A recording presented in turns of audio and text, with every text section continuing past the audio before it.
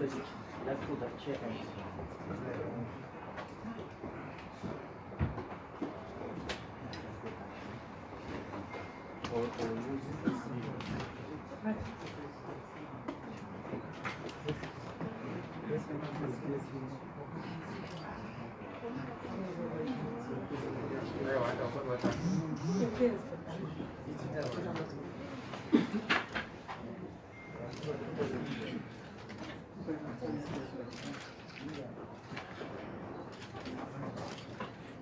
Okay. Ladies and gentlemen, I would like to invite you, or rather I would like to thank you for coming to our press conference, Movement for Democratic Change. My name is Khupe. I'm the deputy spokesperson for the party. With me today here I have Dr. Khupe, whom we all know, the acting president for the party. I have in my immediate right the national chairperson, Honorable Komichi. On the right of the president, I have Honorable Mudzuri, the deputy national chairperson. And on his right, I have the famous Secretary General, Honorable Mwonzora. The Madam President is going to give us a short statement. Thereafter, the Secretary General will give us a statement, and then we should be able to take your questions. Thank you so much, Madam President. Over to you. Thank you very much. Good afternoon, members of the media. Good afternoon, our members. First of all, I would like to say that I would like to thank you very much for coming to this very important press briefing. This is our first meeting as a standing committee after the Supreme Court ruling, which took us back to the 14th of February after the demise of our great president, Dr. Morgan Richard Tsvangirai. May his soul rest in eternal peace. As the MDC T, we were founded on the foundation of constitutionalism. We are founded on the foundation of democracy. We are founded on the foundation of non-discrimination. We are founded on the foundation of non-violence. And we met here today as a leadership to say, let us reflect back on what happened and let us correct our mistakes, because in life, it is important that when you make a mistake, you must admit you have made a mistake, but use those mistakes as a stepping stone to success. As you can see, we are gathered here today. These are the founding members of the MDC team. And I would also like to allude to the fact that most of the members you are seeing here are the real founders from ZCTU.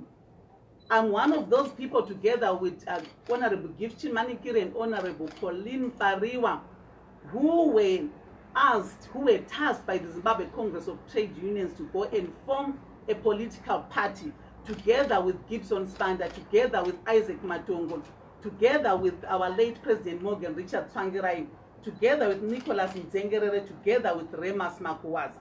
But the 5 have already departed, and the 3 are sitting here today in front of us. We have got the national chairman, who is a former member of the Zimbabwe Congress of Trade Unions in Matebele North. We have got the Secretary General. He was the legal research officer at ZCTU. We have got Abednego Bebe, the organizing secretary, was a member of the Zimbabwe Amalgamated Railways Union in Bulawayo. We have got Honorable Pariwa, she was the chairperson of the Women's Advisory Council of ZCTU, and I was the secretary of the ZCTU Women's Advisory Council. We've got Gifchi Manikire, was the president of PTC. So the people you are seeing here today are the founder members of the movement. But unfortunately, so many things happened before, but we are here today to correct those mistakes. And I'd like to say the MDCT, is here today. We are standing. We are now up, on our toes, up on our feet. We are standing and we are raring to go. We want to make sure that Zimbabweans have a better life. Our desire as the opposition is to make sure that we are an opposition which is going to build. We are an opposition which is going to make sure that Zimbabweans have a better life. We want to make sure that we become a government in waiting for real. We want the people of Zimbabwe to see us through our actions. Right now we've got COVID-19, which has devastated the whole nation. And as MDC T, we are saying we want to be a responsible leadership, a leadership which is going to make sure that we work together as a nation so that we fight this scourge called coronavirus. And that's why we called our members of parliament to make sure that they attend parliament so that they are able to deal with all the issues to do with coronavirus. People want food out there. People want a better life. And this can only happen when people sit around a table, when members of parliament go to parliament to raise those particular issues. But I would like to say to every Zimbabwean, to say as the official opposition, we are here to serve you. We are here to work for you. We will make sure that we do everything in our power. And we have retained back to our values, to our founding values and principles of the MDC. And we are going to make sure that whatever we do it based on our founding values, on our founding principles as a movement. So this is the leadership that is here. And we called you so that you know that we are here at the Morgan Richard Tsvangirai House today. We are now working from the Morgan Richard Tsvangirai House. And this is the leadership which is going to be making sure that we take this country forward, we build our nation so that every Zimbabwean has a better life. I'll hand over to the Secretary General so that he takes you through on the issues that we discuss as a standing committee. Over to you, Secretary General.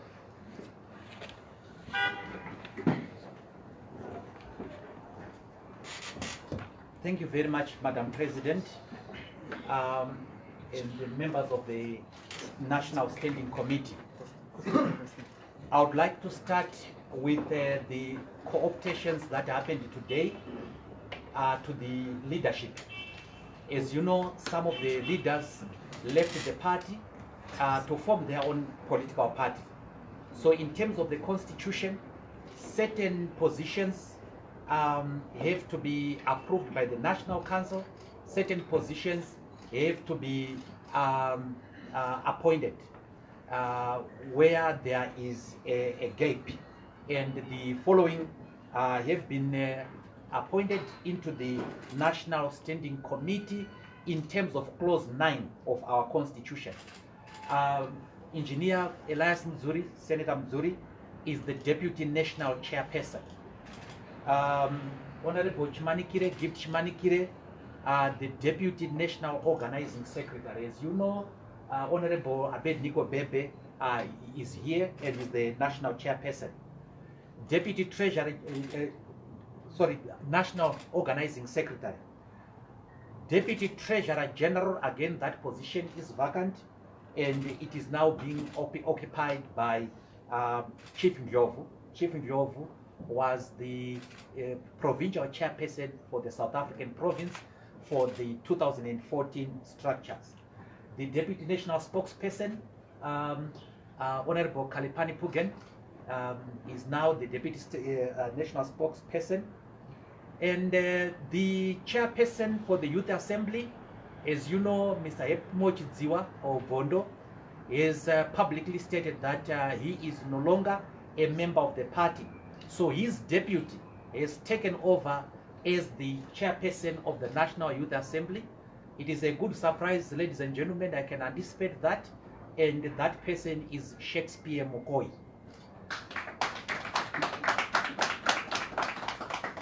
Our Secretary for Elections is Mr. Manasa Tsvangirai, the young brother to our icon. We will be making some other announcement as we get clarity on where various officers stand. But these are appointments. Office. The Deputy National Secretary for Elections is Honorable Gandhi Mudzingwa, a long-time veteran of this struggle. There is a position that we will announce later regarding the women once we have resolved that. Some of the resolutions that we dealt with today, number one, dealt with Harvest House. Whose property is it? We saw in the court some people claiming that the Harvest House belonged to them. We reiterate that the Harvest House belongs to the Movement for Democratic Change as a party. And we will do everything that is in our power to safeguard our property. So there are matters that are before the courts, but we want to make it clear that the Harvest House or Morgan Tsvangirai House is not a private property owned by a company. It is owned by, it is a property that is owned by the party. And we will be able to prove that when the time comes in the course of law. We also resolve that we are going to fulfill the Supreme Court judgment. And the Supreme Court was very kind to us in dealing with the document that is now called the settled document as the Constitution of the Movement for Democratic Change. That's number one. Number two, nullification of the Supreme Court of the presidency of Advocate Nelson Chamisa and everything that he did in his capacity as president. That includes signing agreements with other people. All that is nullified. We also discussed the issue of the recalls of councillors as well as members of parliament who have joined other political parties. We are going to proceed with this, but we will deal with this on a case-by-case basis. And as we have said and maintained before, we are not a vindictive leadership. We are not there simply to cause misery to people. We are there to safeguard the interests of the members of the MDC. So those who have joined other political parties cannot continue to represent our members in parliament. We want to reiterate here that the Supreme Court, the High Court, ruled that we can continue with our recalls. In other words, the interdict that sought to stop us from recalling was dismissed by Justice Chitapi. They've appealed against it, but they are appealing against nothing because they did not have the order in the first place. Then the other judgment by Justice Mafusire to say that we cannot replace members of parliament even after they expire, even as we face the expiry of the mandatory 90 days. We have appealed against that judgment. The effect of the appeal is to suspend the decision appealed against. And therefore, as things stand, nothing stops us from recalling our members of parliament and replacing our members of parliament. And we will exercise, if need be, we will exercise that lawful option. We received a report on the handover, takeover of Morgan Tsvangirai House. And this has been a subject of a lot of propaganda, which has unfortunately sucked in some of the countries in this world because of the images that were broadcast by our colleagues. But this is what took place. The Harvest House on the 4th of June 2020 and at 5 o'clock experienced a handover takeover, which involved security guards at this building. So 3 people came in, new security guards came in to relieve the 2 who were on duty. So they signed the handover takeover in a book that we call the occurrence book. This is the book that is at the reception where we record the handover takeover. It was smooth and it was without incident. And we reiterate that Advocate Nelson Chamisa was informed of that occurrence. That is why in my statement of that day, I referred to him. I referred to the letter that had been written by the acting president to him and specifically referred to him. In all the court papers, he did not file any papers to dispute that. So there was a smooth handover, takeover. Then after about 3 hours, I issued the statement. And after 3 hours after the statement, around 11 o'clock, 10 o'clock, 11 o'clock, Charlton Wende and Denford Ngadzwore and 45 thugs came to this building and tried to enter the building via the back door. They broke the door at the back, and the police who were on patrol intervened and called for reinforcement. We view it as malicious to suggest that the takeover of this building involved the army and the police. The army has been patrolling the streets of Harare since the declaration of the lockdown. And I want you, ladies and gentlemen, to take judicial notice of the fact that 60 meters from where we are, towards Parliament, you will see offices of the Zimbabwe Defense Forces. So the army does have its offices in this street, about 60 meters from where we are. And of course, when the noise was generated, they were naturally attracted by that, but they specifically refused to intervene in the dispute. And this was confirmed by the employees of Harvest House who took us to court. Washington Gaga, Zawamwe Shambare, Kudakwashe Matibiri, Edith Minyaka, and others. They took us to court, and they specifically said that the police refused to intervene in the takeover of Harvest House. That is in their affidavit. They also said the army refused to intervene. And these are the affidavits that are before the courts of law. Ladies and gentlemen, we will be announcing, following the resignation of Honorable Obed Gutu, we will be announcing our spokesperson in due course after the consultations have taken place. We also discussed the petition that came from certain members of the National Council who wanted us to hold an emergency National Council.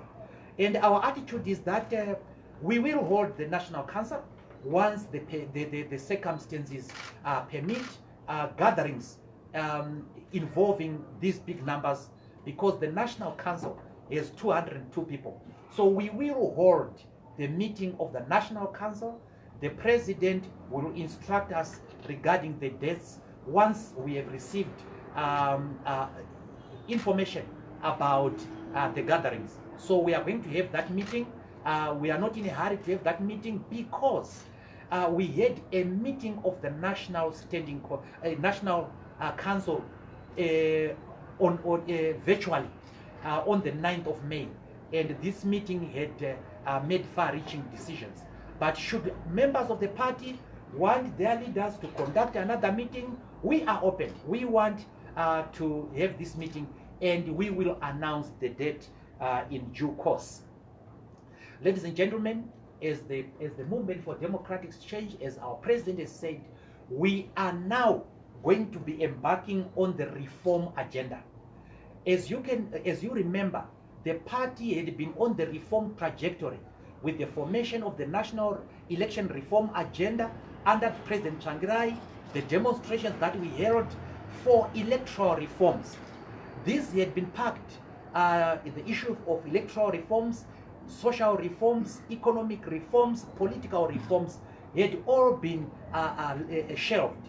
We are now going to embark on the reform process, on the reform agenda, and we are going to be discussing with other political parties. In the standing committee, the president gave a report of the meeting that we had with the alliance partners.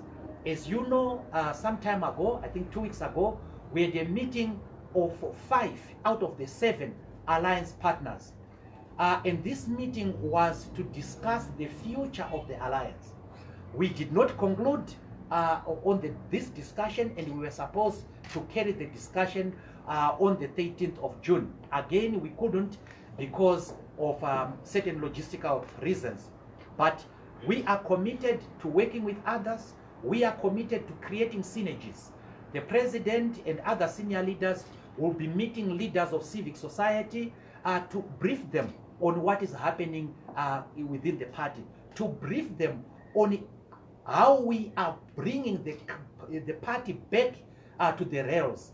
As you know, the party had been derailed and so on. So we want to bring back a leadership and a new politics that is based on rational disputation, and a new politics that abhors violence, use of hate language, and so on.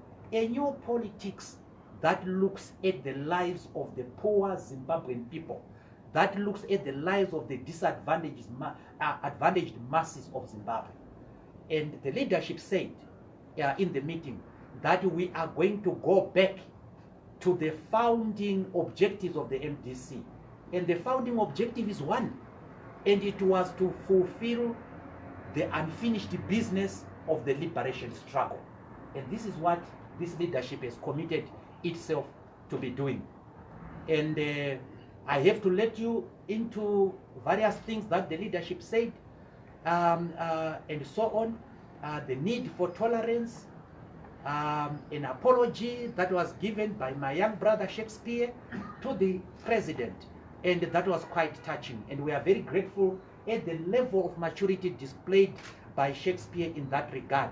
And please, we want everybody to join us in thanking him for what he has done. And I've been talking to him. He is very focused on the objective of this struggle, and you will be seeing more and more of him as he leads his youth assembly in the country. Ladies and gentlemen, I would like to end here regarding the resolutions that we had today, and we would want to invite questions. Sorry, you can take. Sorry. All right. Okay, we came out here just to attend to you because we've been waiting for some time. We had to finish our meeting. So I'm going to take 1 or 2 rounds quickly so that we can be able to go off your questions. If the question has been asked, please don't ask it again. Just appreciate that we are constrained with time.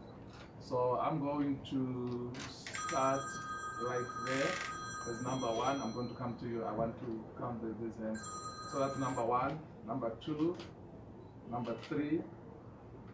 Ah, that's lovely. So you guys agree with us. Number 4, right? Okay. Yeah, let's go. My name is Elian Tali from 263 Church. My question is with regards to the Poland.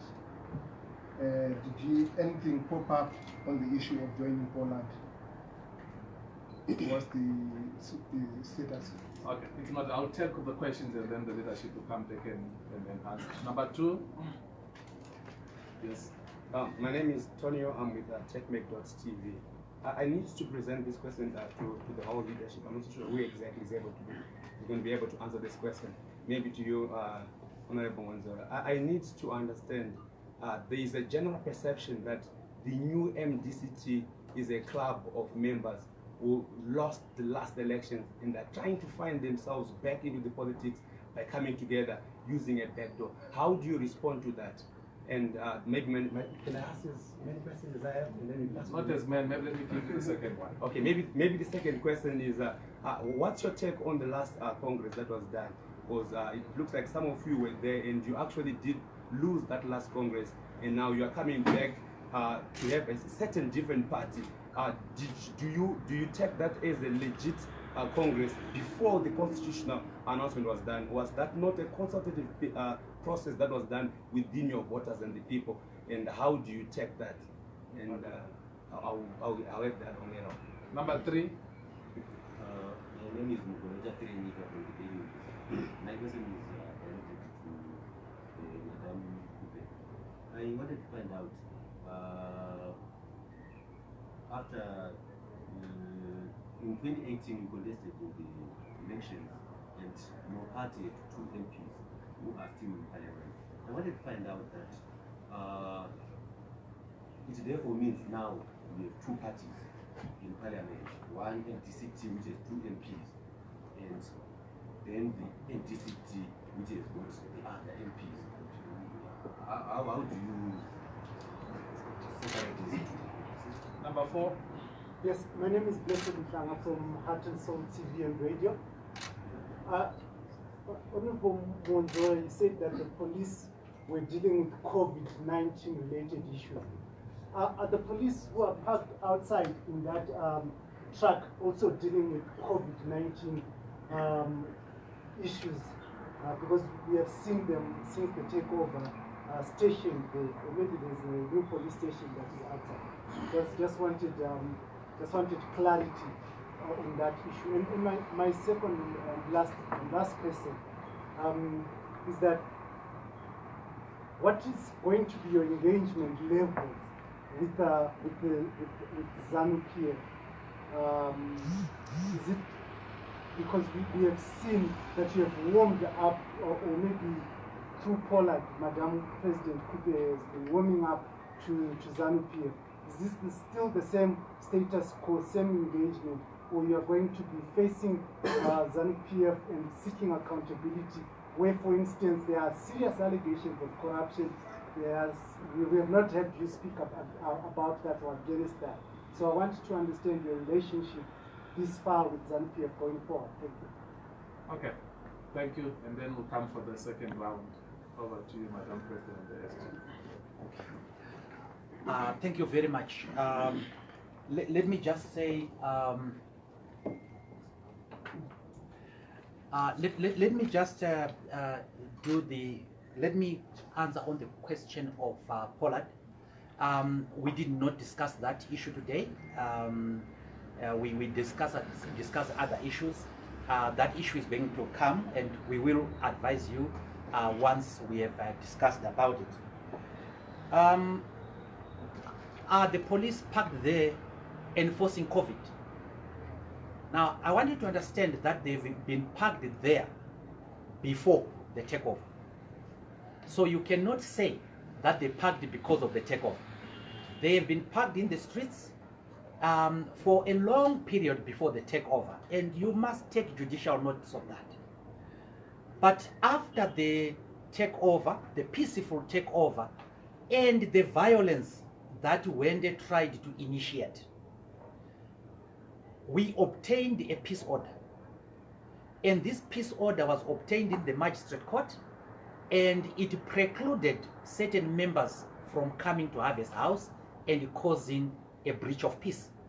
It also specifically advised the police to maintain law and order and to make sure that the order is enforced. But the police that you see are not parked at Harvest House. The police you see are parked outside FBC. Just take judicial notice on that. And you have to take judicial notice again that the army has its offices 60 meters from here.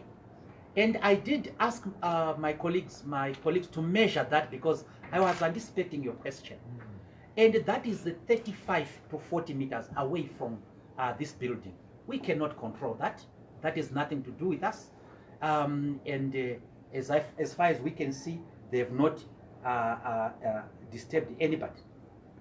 The engagement levels with ZANU-PF. We are an opposition party, but you will find that we are an opposition party that is going to engage with ZANU-PF in the manner that Morgan Tsvangira's leadership engaged with ZANU-PF. And the engagement with ZANU-PF was multifaceted, multi-pronged. So we are an opposition party. We are going to hold the government to account. We see that some of the members of the press ignored a very beautiful fight that was waged by our MPs in Parliament, and that dealt with the abduction of the girls. It was done, that debate was done by Honorable Tekeshe, Honorable Makonya, Honorable Vincent Tsvangirai, who had been the first MPs to heed our calls to come to Parliament. And I also debated on that. So yes, we are going to engage ZANU-PF in Parliament. We are going to engage ZANU-PF in the political life. But we are going to be advancing the interests of the Zimbabwean people, the real objective why we were formed. We know that there's been a lot of propaganda. You have my young brother Rohanya, who has forgotten that he's a journalist in the first place, getting into propaganda. This is how he describes us. But what we really are, we are a leadership that is democratic. We are a leadership that is pro-reform. We are a leadership that is pro-change. We are a leadership that is not unnecessarily talkative. We are a leadership that plans. And you will see the leadership here. This is a serious leadership. And if I can just abuse this opportunity, Engineer Mudzuri was the organizing secretary in 2008. And in 2008, we won both the presidency and the parliament and local government. And his deputy was Honorable Komichi. They were the people who were in the organizing department, who planned ZANU-PF downfall. The deputy president to Tsvangirai was Madame Khupe. And when Morgan Tsvangirai was forced into exile, she remained the acting president in this country at that period in time. And various of these leaders were doing one work or another. So we have an experienced leadership, a mature leadership, and so on. My friend from the lovely TV, thank you very much for that question, which deals with people lost in Gweru. And I've heard people continuing saying that Mr. Mwonzora, you lost in Gweru. The same people don't say that Mr. Chamisa lost it to me in Harare in 2014. So when you trace the history of defeat in elections, don't be selective. I also beat him. I also won at one point in time. That's not an important point. But what is the important point? The important point is that before we went to Gweru, the matter of Mashawire was heard in the High Court before Justice Mushore in March. In the standing committee, I then urged my colleagues to stop the Congress in Gweru. I was overruled. And democracy is the dictatorship of the majority. But I gave my legal advice. It was not listened to. On the 8th, I think, of May, Justice Mushore delivered a judgment which had far-reaching consequences on the leadership. I made two suggestions. The first suggestion was that we cancel the Congress altogether. The second suggestion was that we convert the Gweru Congress into an extraordinary Congress. And in that regard, we had to change the Electoral College. Again, we were in the minority. And yes, I did contest in Gweru, well knowing that this was a waste of time. And I did tell my colleagues that it was a waste of time. History has absolved me. We are not here because of a loss in an election, in a Congress that was nullified. We are here because the Supreme Court of Zimbabwe has ruled in favor of one of us. And that one of us is Elias Mashavira, who was our organizing secretary for Gokwe district. He was proven right by the courts. Because we are not an arrogant leadership, we are going to listen to people who have won in the court cases. We are not condescending towards him. So we are going to do the correct thing. We want constitutionalism. We want people to respect the rule of law. And this is what binds us. And this is what we want to do. And if you trace our history, each one of us here, you will find that it is a history which deals with constitutionalism, human rights, and the rule of law. And this is the passion that we are simply following. Okay. All right. Sorry, Madam President. First of all, I would like to say that the MDC is an organization which has a constitution. This constitution was written by us. And it was adopted first in 2000 at our first Congress in Tutundu. Then it was adopted again in 2006 at the National Sports Stadium. And then it was adopted again in 2011 in Baba Fields and in 2014 at the National Sports Stadium. This constitution tells us what to do and not what to do. And what the Supreme Court simply did was that it said go back and do what was supposed to be done after the demise of our late president, Dr. Morgan Richard Tsvangirai. Article 9.21.1 clearly states that after the death of the president, the deputy president assumes the position of acting president for a period not exceeding 12 months and then calls for an extraordinary Congress. Unfortunately, this was not done. So what the Supreme Court simply did was that it said what happened in Bulawayo at the Stanley Square in April and what happened in Gweru in May, was it 2019, is null and void. So both groups must go back and do what the Constitution says they must do. And this is what the simple did. So I have been reinstated as the acting president of MDC T. MDC T has got 103 MPs in Parliament, meaning that I am currently the leader of that political party, which has 103 MPs in that Parliament. It has happened in other countries. I would like to give an example of South Africa. Musi Maimane was the leader of DA, and currently he is no longer the leader of DA. There is a new leader in that parliament who is now the leader of those MPs who are there right now.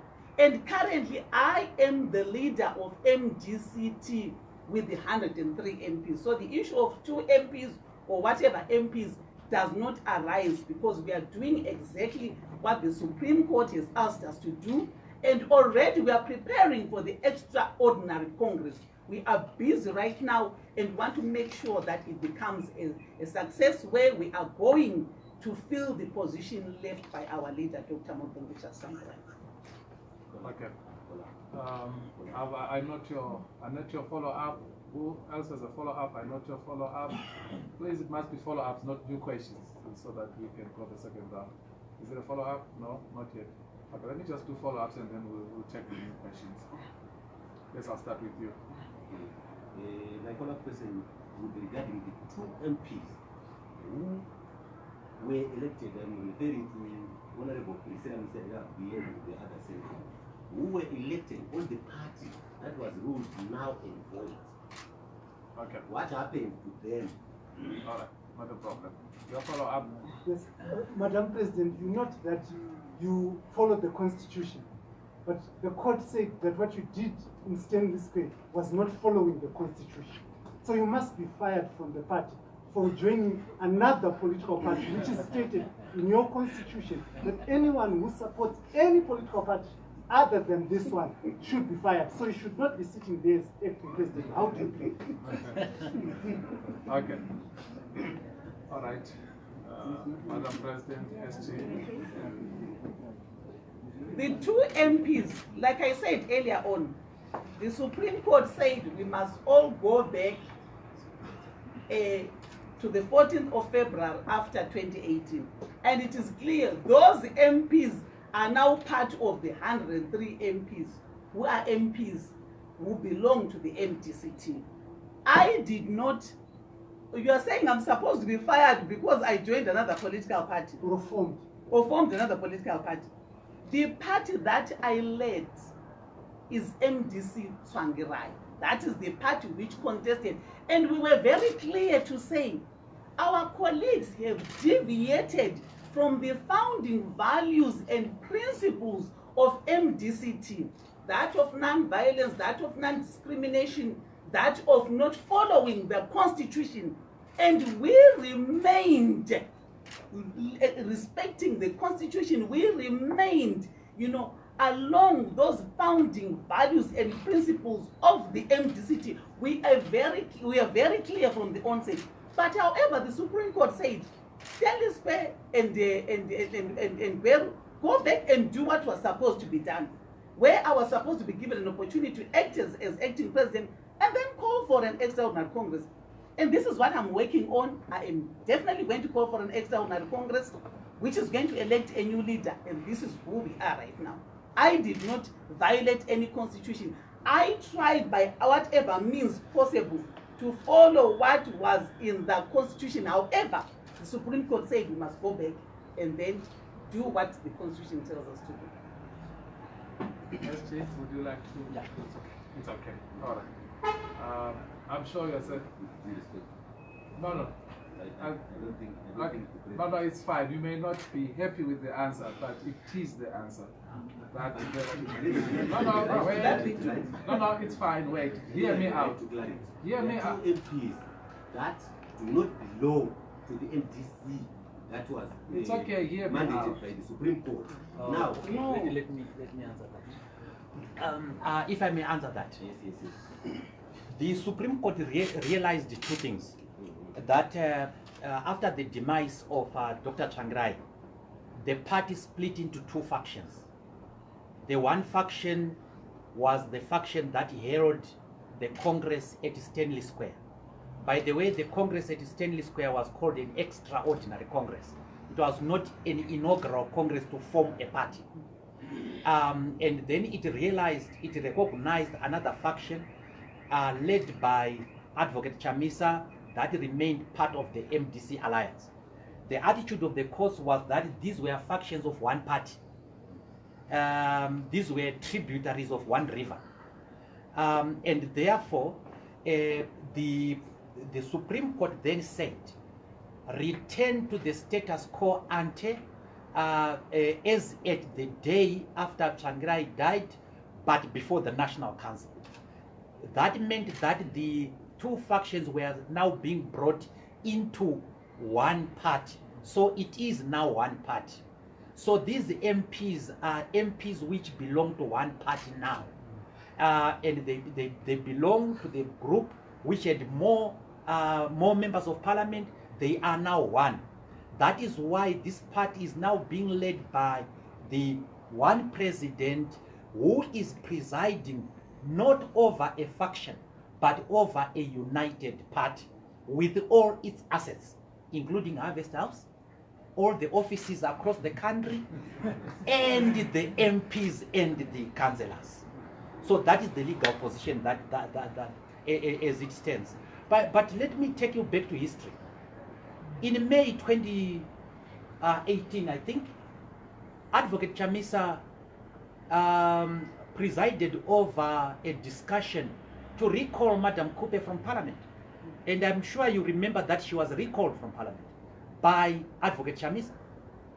Now, how do you recall somebody who is not a member of your party? You can only recall somebody who is a member of your party. So this has been one party, and they even went to court to stop her from using the name. And Justice Bere ruled that because it was a faction, it cannot bar another faction from using the assets of the party, including its name and its constitution. They have always been using this constitution, identical word for word. So the proper way of looking at it is that the Supreme Court reunified the party and is now one entity, which was led by Morgan Tsvangirai. Okay. Right. Thank you. Let me take the last round. I'll prioritize those that did not ask the first question. You did ask, right? No, I didn't ask. All right. That's number 1, number 2, number 3, number 4. So there's something about this number 4. What's happening? Just asking questions in fours. Okay, you can shoot. Well, my name is Costa from newsandlocal.com. You directed to Dr. Khupe. You polled 45,000 votes in the previous elections. That must be a very worrisome figure for someone who aspired to gain state power. What makes you so much convinced that this time around you gain political capital so that you can attract a huge following? Okay, number 2. My name is Kafumane Sylvester from Sly Media. It follows that maybe the MPs, because of the Supreme Court judgment and the powers that are vested in your constitution, you have the ability to call back those MPs. Do you have the same ability to call supporters to you? That's my question. Okay. Number 3. Yes. Well, Tony again from Checkmate TV. I'll direct my question back to Madam Khupe this time around. Madam Khupe, if you may clarify with us, in the interest of understanding history, we do know that by the time you had left the party, you were not in good standing with Morgan Richard Tsvangirai, that you now are coming out to represent fully well, that you had actually left way before Nelson Chamisa was even the president of the party. What was your relationship like with Morgan Richard Tsvangirai, and how do you feel representing the MDC T, which gained where you gained 45,000 and you got 2.6 million or 2.1 million debatable? How does that make you feel to then say that you represent all these 110 MPs when these people are definitely denied you during the polls recently? How does that make you feel to say you lead them now? Number 4? No, number 4. My name is Anyway Yotam. I'm a freelance journalist. My question is directed to Senator Mwonzora. You are referring to the late Tsvangirai and the Supreme Court judgments. How about the electorate? Are you going to take them to Supreme Court or the late Tsvangirai's bill? Okay, thank you. So you asked your question, did you? I just wonder.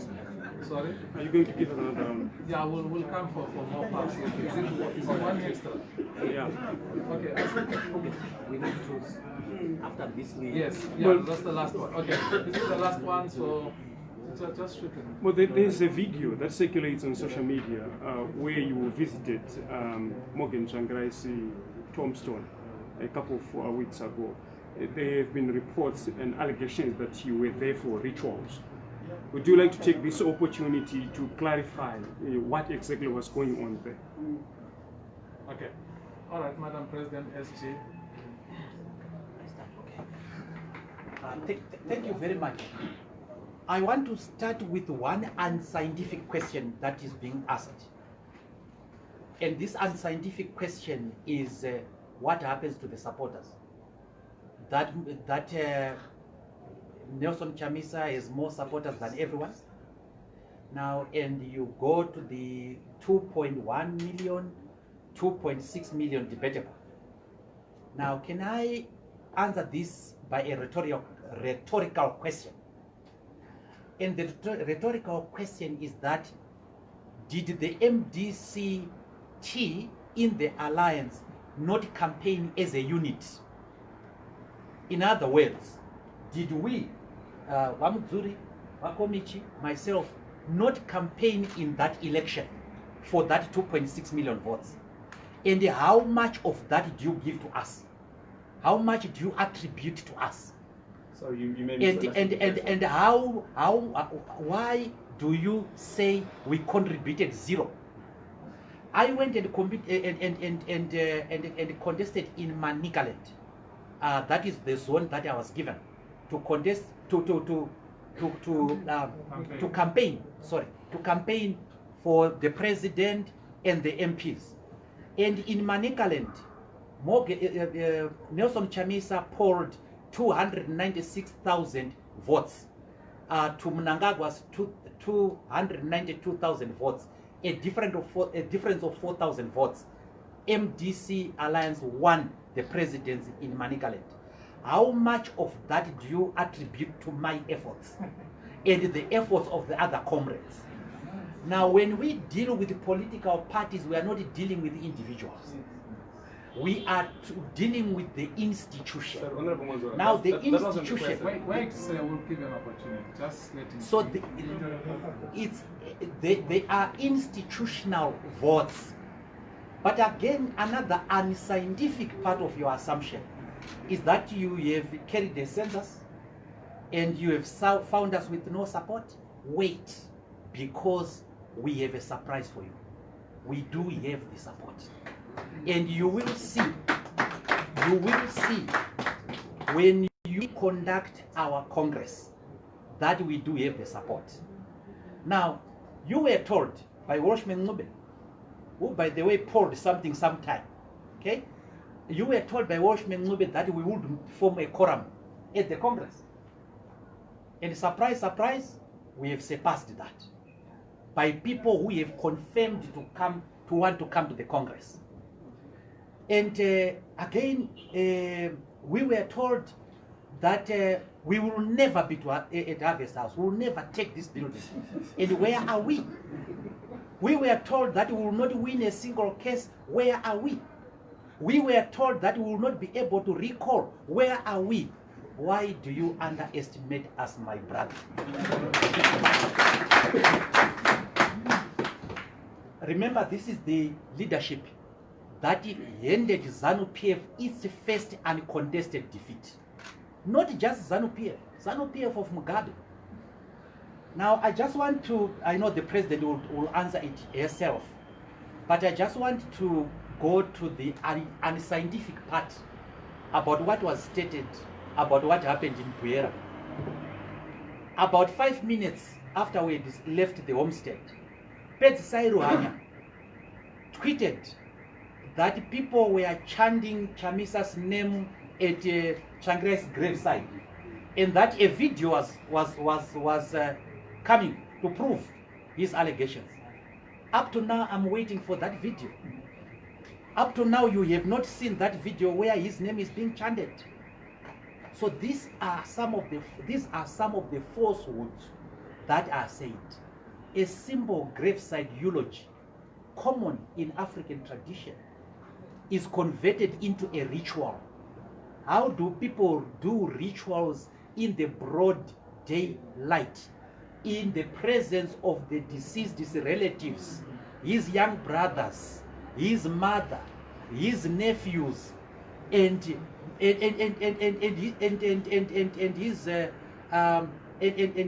sekurus? They were there. This is how low our politics has gone. Who hasn't visited the grave? Who hasn't spoken at the grave? Who is it who hasn't done that? So I know the president is going to answer that, but Zimbabwe has more important things to think about. The opposition has more to think about than superstition. Our people are living in poverty and misery, and we need to take them away from this poverty and misery. And we do not do that by this petty thinking, in my respectful view. Thank you.